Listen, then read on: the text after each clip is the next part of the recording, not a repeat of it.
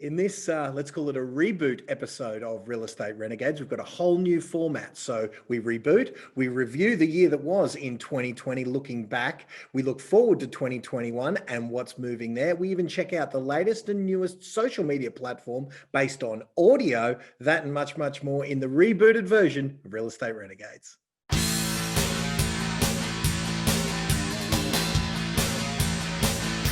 You want the normal real estate training you've been told a million times? Make cold calls, knock on doors? Best be switching off now, because in this podcast we go out of the box using unknown tactics, primarily that the real estate industry's never heard of, in order to get you called in more often, convert those listings and get more success without the painful cold calling. Listen up, we're in for a ride. This is Real Estate Renegades.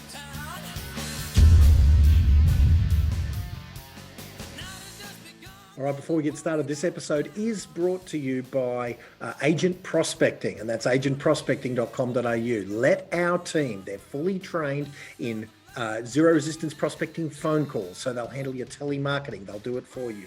They'll do your Facebook ad lead generation. They'll do it for you. In fact, it's appropriate this episode sponsored by that, because we do talk about in this episode some of the lead generation services that are there. So do put agentprospecting.com.au on your shopping list for your plans for 2021 if you don't want to do that old prospecting thing. So let us do it for you. Now, on to the brand new rebooted episode.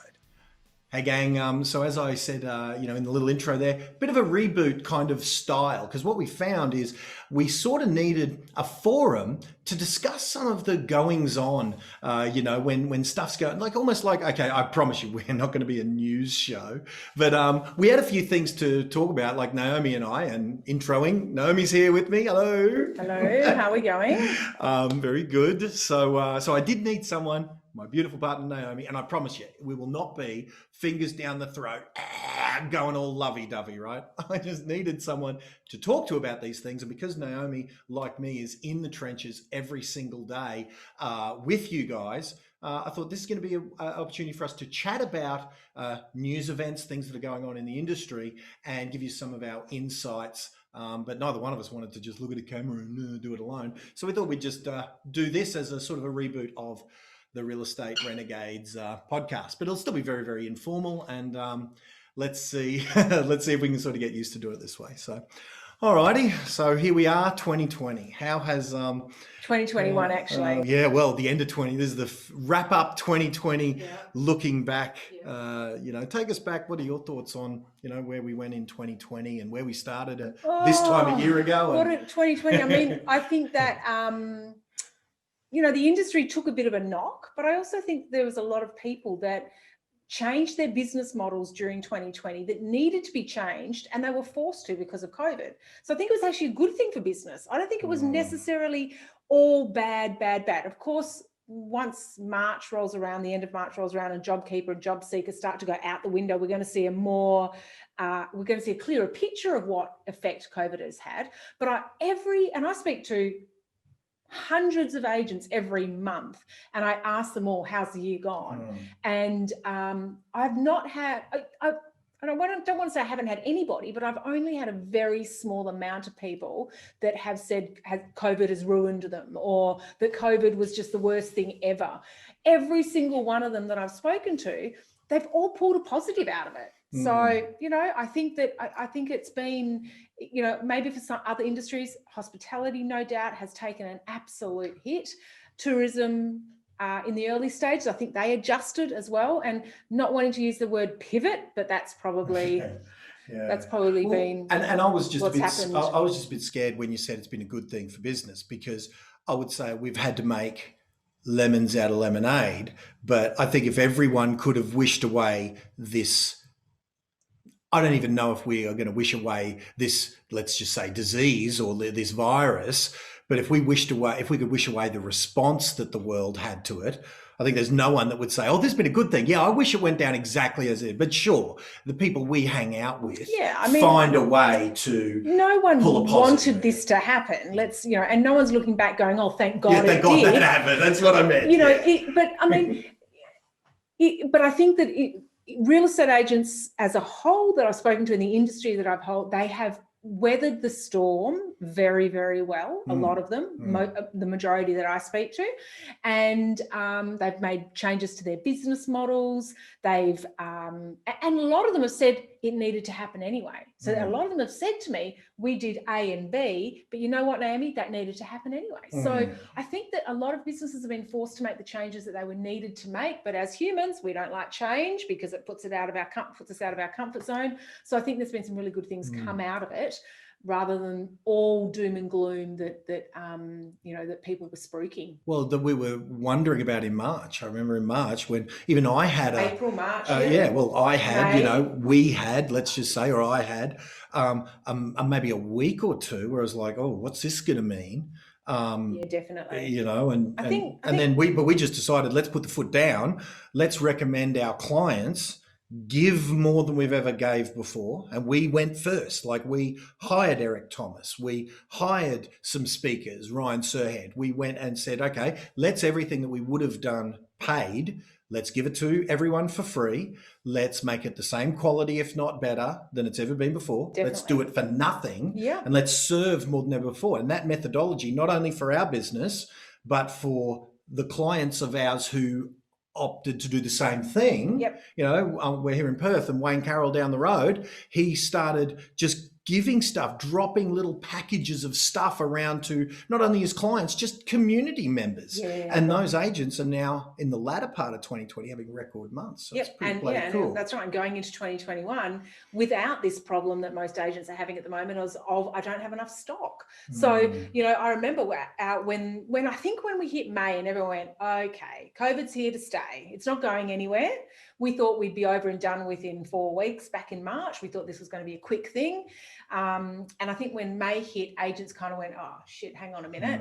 And I remember the phone calls coming in from our clients. What do we do? What do we do? What do we do? What do we do? And our advice to them was just double down everything that you're doing right now. And that advice has served them. Well, when we say double down on everything, we slowed up on hardcore real estate-y.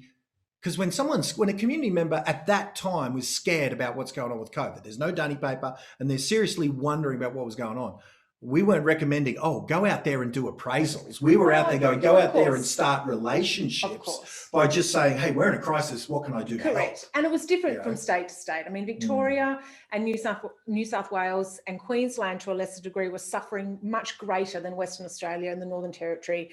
And then sort of South Australia was in between the two of them. But even here in WA, and because as some of you guys may know, I was traveling between WA and Queensland.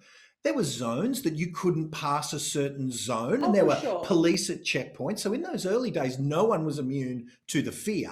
It's only as we went on and Victoria had a breakout and WA had a hard border closure that maybe politicians started to get their way of dealing with it, which has then led to this new state-based, ick, where it's almost like each state now has a newfound sense, unfortunately, of state-based, like in positive sense, it would be called patriotism, but it's not, we're not being positive about it. It's almost like there's separation of the states, not coming together, and Victorians are mad at us because when I say we, I'm holding myself distant from that. I normally am the first to say I'm guilty as well. In this case, I'm not, but other Queenslanders and other states were going, oh, you're from Victoria, and holding them with disdain. And so they've got their back up, rightly so. And then, so they're all cranky at each other. Yeah, I haven't experienced a lot of that, and I haven't seen a lot of that. But, I think that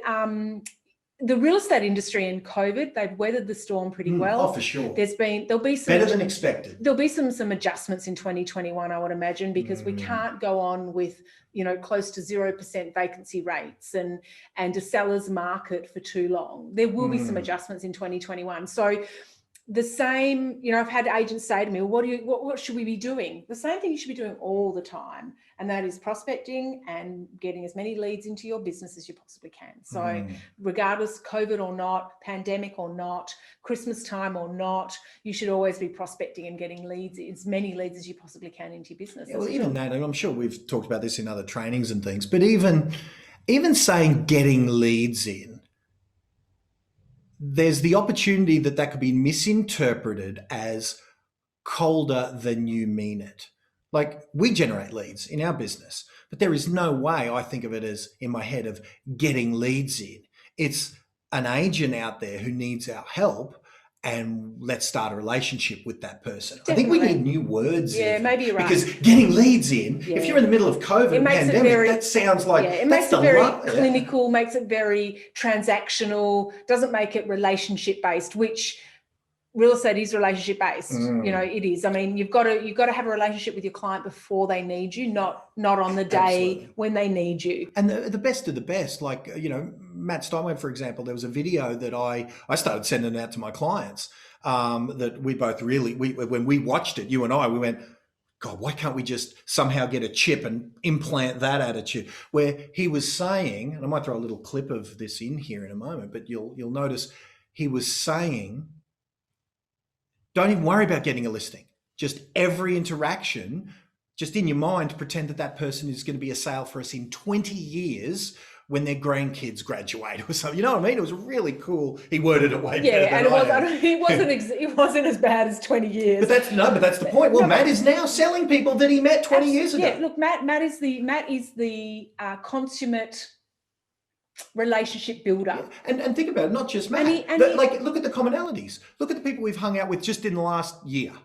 Bob Wolf, he lives his life by that methodology. He gets reputation. You know, I spent some time with Bob in his office, and he has people say to him when they're in their mid-20s and ready to buy their first house, because, you know, in America, marketing and prospecting, let's say, is both on a buyer and a seller side. And he has people saying, you have been more reliable with my presence than my own grandparents. Yep. You know, and they buy their house through Bob. Yep. So Bob Wolf, we spoke to Glenn Cortino, formerly from Victorian, one of the first speakers I ever paid money to back, 12 years ago. Harcourt's here? He was Harcourt's here, wasn't he? No, he was, was it Jealous Craig? No. He was a Victorian. A Victorian, yeah. So Harcourt's was only over in America. So he's Harcourt's LA now. Yeah. Harcourt's Beverly Hills. Beverly Hills. And when we did that talk with him and what he explained that he does with his marketplace, that is just a phenomenal way. Yep. And you know what? So much fun. And who doesn't like putting a smile on someone's face? Who doesn't like it? The principle there to take away is these $1 million performers across the country and across the world think like this. And yet 8 out of 10 real estate agents, whatever the number is, 7, 8, 9 out of 10 real estate agents are out there hungry for the next person, desperate to sell now, hoping that they meet them today for the first time and get a listing with a $15,000 paycheck and all of the trust required to necessitate that seller-agent relationship. And they think they can do that with one meeting today. In the family. And yet that's the thing that boggles me. Is there is clear evidence that the other way of thinking is the way to make millions of dollars in this business. And yet the majority of agents think the opposite. Yep, the absolute opposite. They're always chasing the now seller. If I had a magic wand and if you said to me, Naomi, what's your wish for the industry? My wish would be to change that, just that mindset. And it would have a double, it would just be incredible. You know, that reputation that we have, we're one step or two steps underneath sex workers. That is because agents go out there doing whatever they can to find the today's seller. They don't build relationships. Relationships are an afterthought for them. They'll start building the relationship after they've got the listing. No, they won't, because there's the thing. What happens after you've got a sale? Yeah. I've bought 12 properties in my life. I know, you never hear from the agent. I've agent. never heard from one of them again, ever. Exactly. So they're not building a relationship before. They're not maintaining a relationship after. Now, I'm not talking about you guys, because you guys are the maniacs who follow us, so I'm sure I'm preaching to the converted. But that's your competitors. Not building a relationship before, not building one after, and hoping that there's a $15,000 paycheck for 10 hours work. Yeah.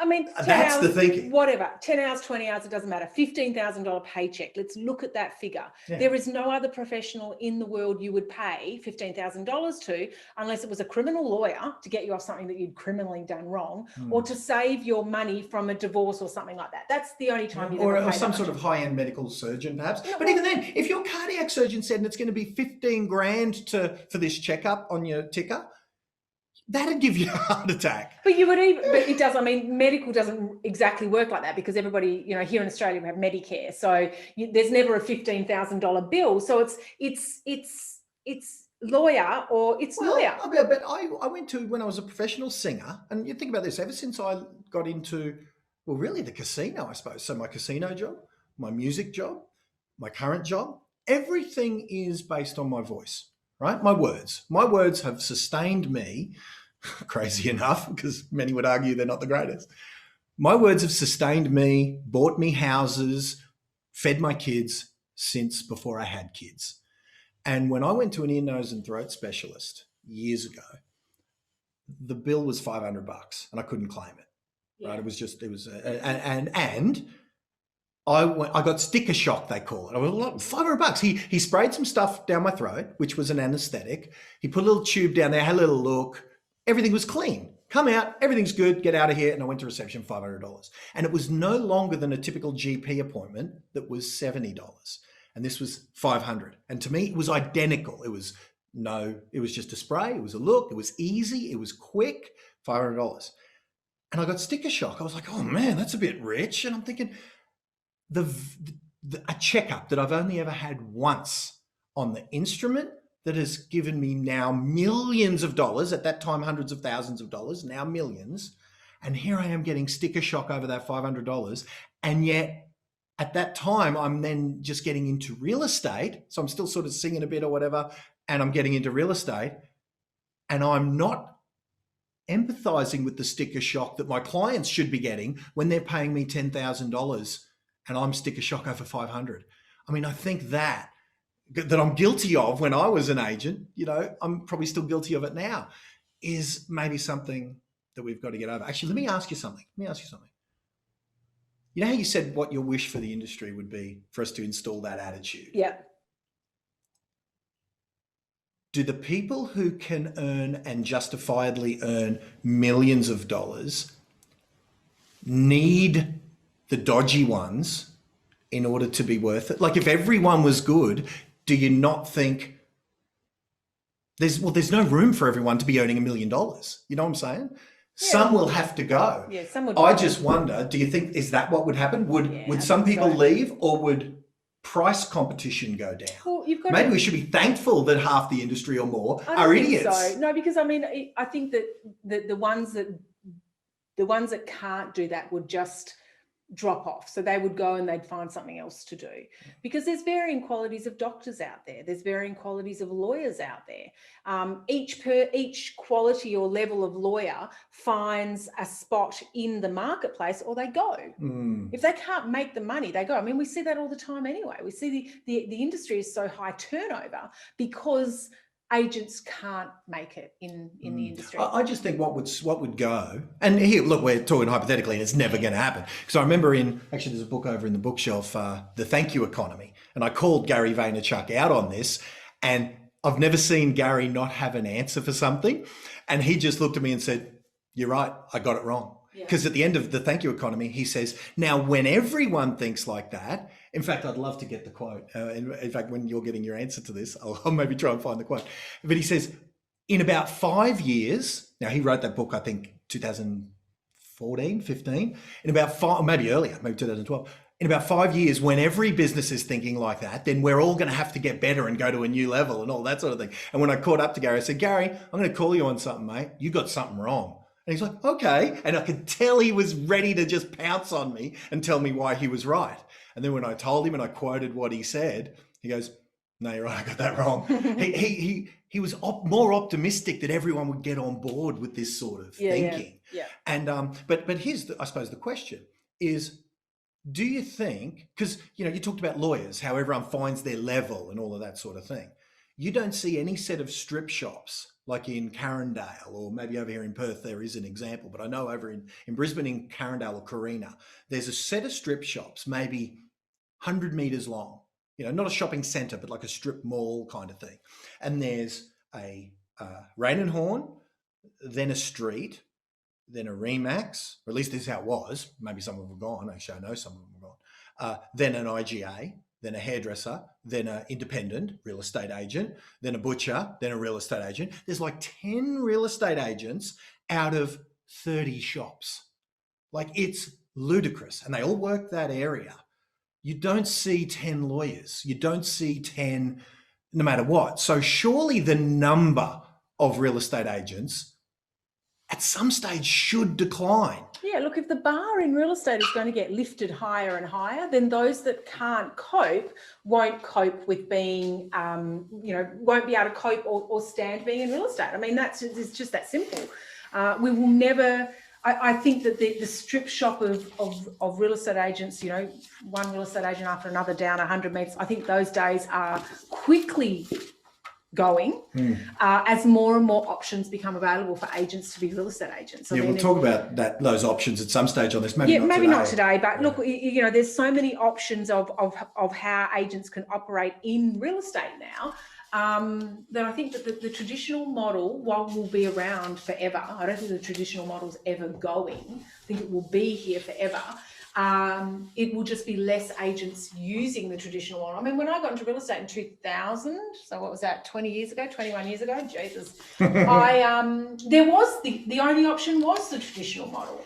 And I worked for Davey Real Estate, and Mel Davey and Davey Real Estate had been around for, 30 years or something before I came into real estate. But they were kind of the only options, traditional real estate. And there's just so many more options available for agents now. So what was that quote? No, can't find it. So there's the book, The Thank You Economy. What I will do, I'm going to find the quote, and I might stick a little supplemental on at the end or a page number or something. All right, so I want to talk to you about something that I know's annoyed you this week. And I'm dropping this one on you because you don't even know I'm talking to you about this one. But tell me about Clubhouse. Oh, okay. Yeah. No, look, I don't know yet. Talk to us about Clubhouse. Do you know much about it? Nothing. Okay. So I'm a member. I'm a member of Yeah, Clubhouse okay. because I'm an Apple member. And thank you, Mr. Pat Masidi, because Pat sent me an invite. Okay. So I got in, and I got one invite. Yeah. And do you know who I invited? Don't care. Eric Thomas. I don't care. So I invited Eric Thomas. So, I sent Eric, you can have her. I sent she doesn't ET. like me. Well, you're on Android. Yeah, So I'm going to go buy an iPad. And So anyway. if anyone's open for a Glen, it seems I've lost my partner. So if anyone's keen, see how little she cares. I can't see how Clubhouse is going to help agents at all. No, well, we'll see. And look, I can't comment yet. And here's the takeaway. Get in early and play with these things. I'm going to buy an iPad just to play, or I might steal your phone and have a play. But it seems to be a incarnation of social media, but delivered audio. Or auditorily. Yeah. And audio is definitely a thing. Over there, like literally within arm's length, there is a Google Home. Yeah. At my house, there is there's an Alexa. We've all got our phones that are sitting there listening to every word. Yeah. So, and then based on, we've all seen it, when we say some certain words and we swear we've never Google searched those things, and then ads for that product start appearing. Here's the scary one that got me. In that, not so long back, I paid off a rather significant American Express debt, right? And it was a debt that kind of went a bit crazy because I let tax get out of control. There's a problem with earning, 7-figure income and you let your tax go out of control. So I had a multiple 6-figure tax debt. And when I finally got that paid off, I hadn't seen an Amex ad for years. Since I suppose I was a potential Amex customer. I stopped being a potential Amex customer because I cancelled my card and I had a debt with them that I was paying off. So I was no longer with an active credit card and all of that. And this is what scared the hell out of me. You and I were talking, celebrating, Amex debt gone. We were talking to each other. We didn't tell clients until now, right? We didn't tell clients. We didn't tell the world. We didn't post on social. We just spoke it to each other. And that afternoon, Amex started appearing. Now, that might be coincidence. I don't know.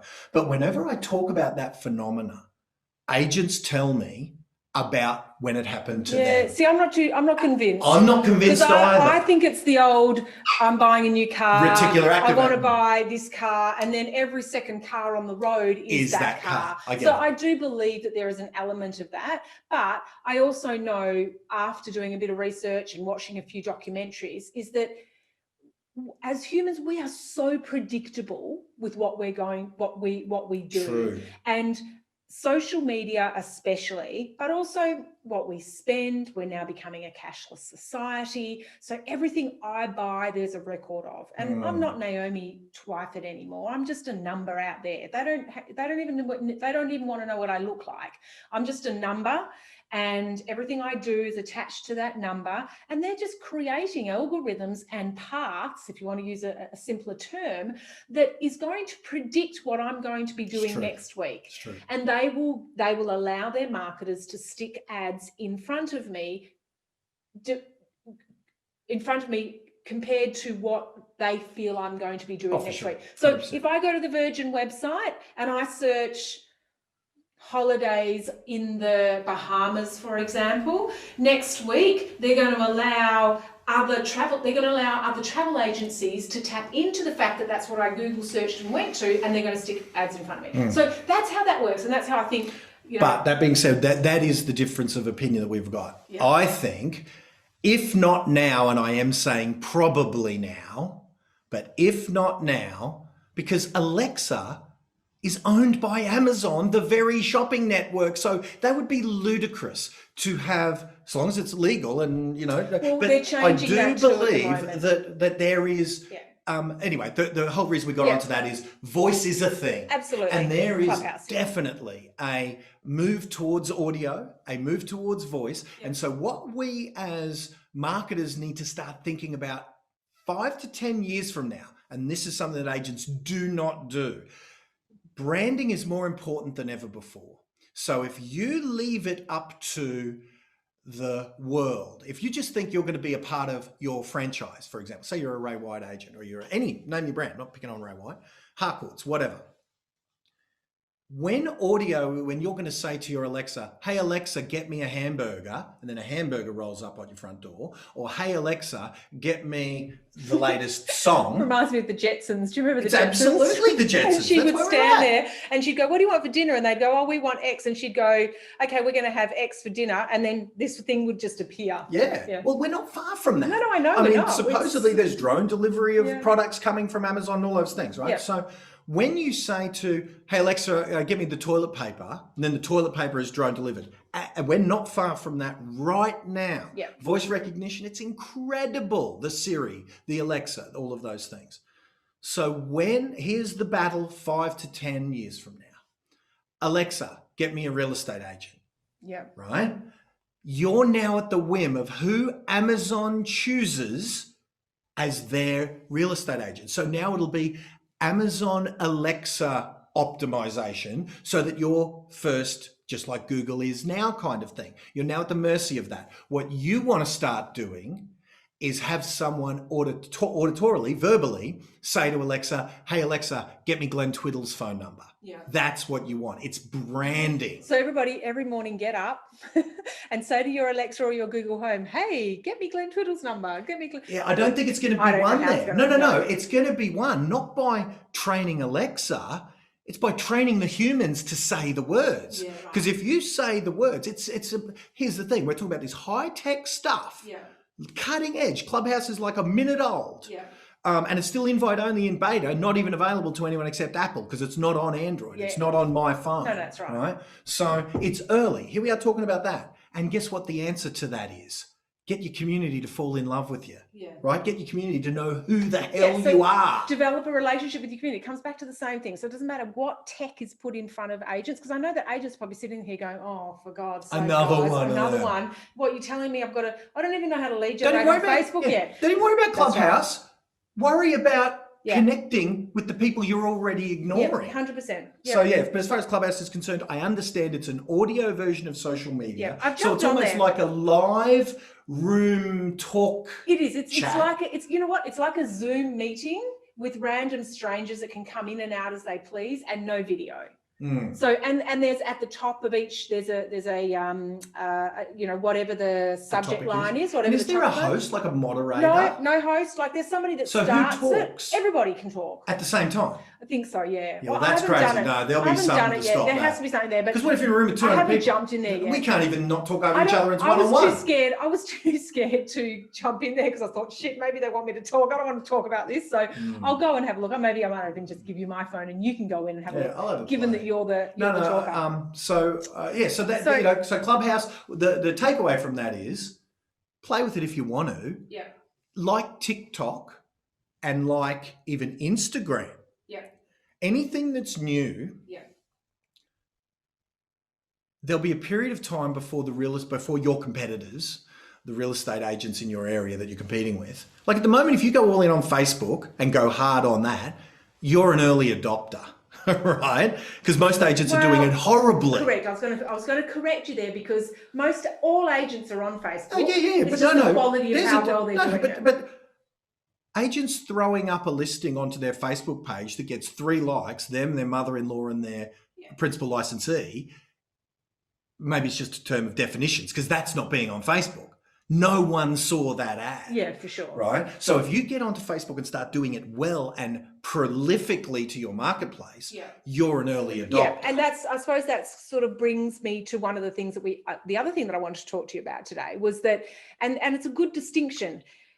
Being on Facebook and not spending money on Facebook is like creating a flyer, having it printed and leaving it in the box under your desk. Leaving it in your own wheelie bin. Because it's not even worth like leaving it in the box because no one's seeing it. It didn't even get delivered. It didn't even get delivered. And that's the same thing as Facebook, is that if you're not prepared to spend money on Facebook, stop doing it. Yeah, don't do anything on there. Don't do anything because nobody goes to Facebook and will search for you in the search engine and then flick through you. And no one will do it. It's not what consumers do, even though you think they do. And unfortunately, that's probably a bit of a mindset change we have to get for agents too. They do not wake up in the morning and think about you.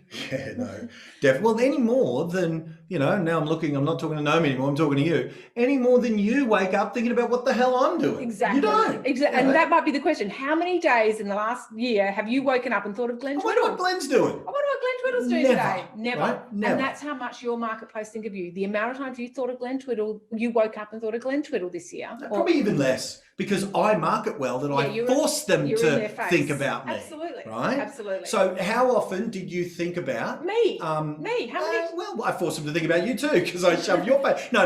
But how often did the agent think about Hoss Pratt? No one knows. How often did you think about Hoss Pratt? This year? Yeah. I think you mentioned his name once. Right, so you thought about him once. But that was Hoss would be devastated. Yeah. Right? Yeah. Hoss would be devastated. Yeah. And so, what were you going to say? That was by default. Yeah, because I forced you to. Because you forced me to. You thought about Hoss Pratt once. It's actually 0. Yeah. So, but no, once. Yeah. Word of mouth is an effective marketing tool. True. So you thought about him once. True. How many did you think about him? Never, right? Yeah. Hoss would be devastated. Yeah. Because Hoss wakes up every day and goes to sleep every night worried about how to improve the lives of real estate agents. Yeah. Yeah. Right? And you didn't think about him once. Yeah. He would be mortified. So he'd be mortified. Yeah.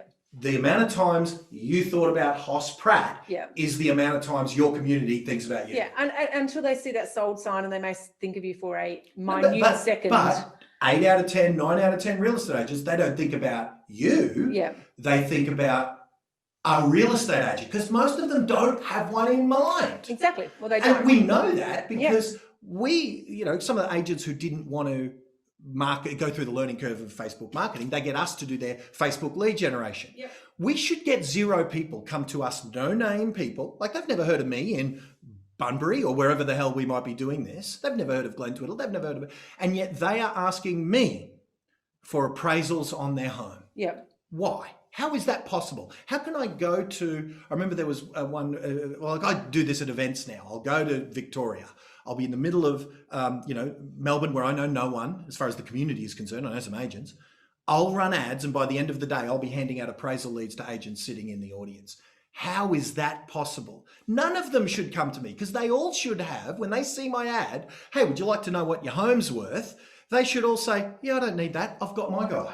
100%. Why aren't they? When I'm talking to clients, when I'm talking to agents about lead generation, and they'll say to me, oh, but what if you create a lead of somebody I'm already talking to? And my answer to them is, well, if they were, why are they looking for another third party to give them advice if you're their agent? Yep, that's exactly right. In fact, we probably saved you from them going. As I say to them, I actually say to them, maybe I should count that as 2, because if you think they're going to be listing with you and they're looking at somebody else, I've just saved your ass. Yeah, that would have been a double whammy. Not only do you not get the business, your competitor does, giving them extra money to market against you. Exactly. So that's probably something else I want to talk to you about today, and that was about about lead generation services. Yeah, so in a future episode, we'll maybe have a look at a few of these lead generation services. Yeah, We'll good go through idea. the pros and cons because it's a way bigger topic. But what I would say is don't buy anything without doing your research. Yeah, online, 100%. because there's some that have got some things right. Yep. There are some that have got nothing right, and they'll literally be as I've been taken by one of them. Yeah. I paid an online company, Yeah. paid them, they did nothing, Yeah. but their contract was so rock solid. Yeah. I would have had to sue them for way more than the contract. So that was horrible. So do so much due diligence on anyone you're going to pay money to in the online space. That includes us, because we're in this space. Yeah. We offer that sort of thing. So call ex-clients, call current clients. Ask them for clients. Ask them for 100 customers who've used the service. And if they can't provide, if they go, run. That's all I would say.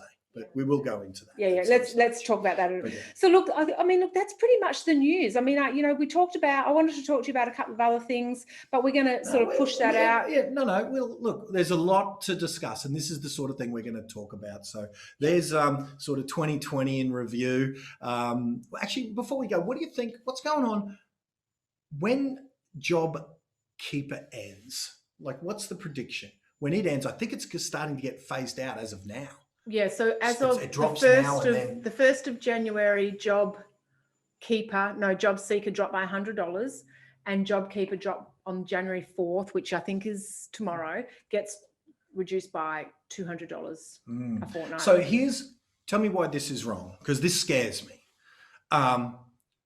What I heard when Victoria opened up the borders, there was a lot of people celebrating what Daniel Andrews did, a lot of people cranky at what he did with, metaphorically, the trailer packed up, the U-Haul in the back and about to drive to Queensland. And we've definitely seen reports from some of our agents up in Queensland of people from Victoria buying sight unseen properties on the Sunshine Coast, Brisbane, Gold Coast, because they're moving. So here's the twin effects that I worry about, and I hope it's that many, not that many. JobKeeper goes, so people are less able to pay their rent. Right? So there's a rental shortage. There's a tenant shortage. There's trouble there at the affordability. Rental shortage or tenant shortage? Because they're two different things. Okay, no, sorry, a tenant shortage. Mm-hmm. Just everyone's less able to afford things when JobKeeper goes away. So if you took the twin forces of an exodus of people leaving Victoria, thus vacant properties and properties for sale, both for lease and for sale. So there's an excess of properties because of the net exodus. Like very few would be moving to Victoria, and there would be some, and it's just a question of how many, will be moving out of Victoria. So affordability going down, the economy as a whole going down, people leaving, so more properties available for both sale and for lease, and people less able to afford them. Is that going to cause a Victorian property crisis over the next 6 months? So do you mean crisis as in an influx of properties on the market or available? Correct. So and thus prices dropping through the floor. I don't think it's going to be. Or is Melbourne big enough to sustain it? I don't think it's going to be such a monumental crash. I don't think it's going to be that, because I think we've seen the top of the market. Like I believe that Perth is now sort of just starting to soften a little bit. I believe that Queensland's starting to soften a little bit. And I'm not talking about softening a lot, but just softening a little bit. Instead of the curve being like that, the curve's correct, normal. because Perth and the Northern Territory is still going very strong as well. And both Perth and the Northern Territory have been far behind in growth compared to the rest of the country for the last 5-8 years. And both those states have experienced exceptional real estate growth. 0% vacancy rates, meaning that there's virtually no properties rental, for rent, and that's across the country. That is not exclusive to any area specifically. So I think that the market is going to soften a little bit in 2021. But I'm not. Money's still cheap. Okay, yeah. They are predicting that interest rates will probably go up this year. Not by a lot, but will probably go up. But I know nothing about economics, so I'd love to hear. There's question of the day. What are the economic forces, given that there's no more migration input to prop things up, right? So that's on hold. No more international input. There is nothing to protect Victoria economically, is there? But look, Because I think that, with people leaving and no one coming in, I think that, how can there be any growth? I don't think that there's that many people leaving. I don't think that it's hundreds of thousands of people exiting Victoria. I think it's just there are we've got a couple of agents that have told us of Victorians buying properties sight unseen, but I don't think that equates to hundreds of thousands of people leaving. I guess I just wonder if we've got a global economy that is predicated on growth, like growth is needed. If there's no international influx and all of those sorts of things, then where does growth come from? It doesn't come from anywhere. Yeah, and look, we might find that for the next 24 months that there isn't any growth. That we sit. This is uncharted territory that we're in. Across the board, I think our state leaders and our federal leaders, even Daniel Andrews, they've done what they can do. I know he's made some fundamental errors, and there are a lot of things that I disagree with what I've seen, even from the Queensland Premier, my Premier here in Western Australia. But I think across the board, they've kept Australia very safe. Well, see, and there's where maybe we differ. I don't think they've kept us safe. I think they did, if they did anything but, even if it was the right thing, say this has been overstated, right? And they need to rule. They need to represent their marketplace, and their marketplace wanted them to do what they did. Exactly. That's exactly what I was going to say. They need to rule to the majority, not to the minority. Yep. And the majority wanted to be kept safe. The majority wanted borders closed. The majority wanted, I don't think the majority want to wear masks. Like Victorians have to wear masks now. Yeah. New South Welshmen, we want to say Welsh people to be politically correct, have to wear masks now as well. So, there's... What, so when I go pick up my kids, I have to wear a mask? I think it's only Greater Sydney. Yeah, okay. Because I won't be. I don't think it's all of New South Wales. Yeah. See, and there's, I hate to interrupt it, because I hate this topic. I hate it. But my problem is, even if I'm right, because I disagree with all of that, it doesn't matter. They did the right thing because they had to do what everyone else wanted. They had to rule to the majority, and the majority are saying that this is what they want. And, you and I are we have our own personal beliefs around COVID and, things that they could have done better. But we're not. If we're not the majority, we choose to live here under a democratic society. Yep. So if we're on the losing side of that decision, whatever that happens to be, we've got two choices. Yep. Put up with what the majority of our peers want, or go somewhere where they are more aligned with what we are. And we choose to stay here. That's exactly right. And sometimes our views have won, if you want to put in a win-loss, some of the way that we look at it. But I think that to wrap it up on my side with COVID is that I think that agents have come out of this with a different mindset. I think they've come out of it with a different view of what needs to be done for them to be successful in real estate as well. Because I've got, as you know, a lot of appointments to talk to real estate agents next week. And, I can see that there's changes happening. The way that agents are looking at their careers, that's changing. So definitely lots to speak about. Yeah, so 100%. All right, so guys, there's sort of the rebooted themes. We're going to be finding things that you're asking us about, and instead of us flushing it out behind closed doors, we'll do it in front of the camera, raw, uncensored, uncut, and unscripted. And we're not always going to agree, but we're going to do what we've just done now, and that's flush out these issues to give you some food for thought as you're making decisions in improving your business and life in the real estate space. So, all right, that'll do us, hey? We'll see you next time. Do you want to talk about what we're going to do next time? No, because I don't know yet. Okay. But be here next time. But remember, there will always be interjections aside from this sort of, let's say, news, current affairs, whatever you want to call what we just did. And there will then be training that we're going to add value to you, just like we've always done, and there'll never be a fee attached to it. It's maybe sponsored by, there you go, we haven't got an official sponsor, sponsored by agentprospecting.com.au. If you want Naomi and her team to prospect for you, there you go to agentprospecting.com.au. Now, that's the plug over with. Now, Glenn, the podcast host, can go back to saying, I told you before, any of these service providers, put them through the ringer and make them prove to you, with money where their mouth is, if that's what they have to do, prove to you that they're able to do what they say they were going to do, because they will all, us included, say they can do the right thing. But if they can't prove to you that they can do it, then you've got to not pay them a penny. That includes the plug I just gave then to agentprospecting.com.au. All right, until next time, bye for now. Wow. Well, there you go. I hope you liked the episode. If you like that, then what you need to do is you need to subscribe. You need to get more of this craziness because we got more are coming. I'm never standing still, and we've got so many more guests. We've got so many more strategies, more out-of-the-box thinking. So if you haven't subscribed, literally, you're like throwing away thousands of dollars. Because I tell you, if you haven't subscribed, you don't come back. You know what I'm going to do? I'm going to find you, I'm going to market to you, and I'm going to charge you for the very stuff that on this podcast we give away for free. So whack that subscribe button on whatever your favorite podcast weapon of destruction is, and we'll see you on the next episode. Bye for now.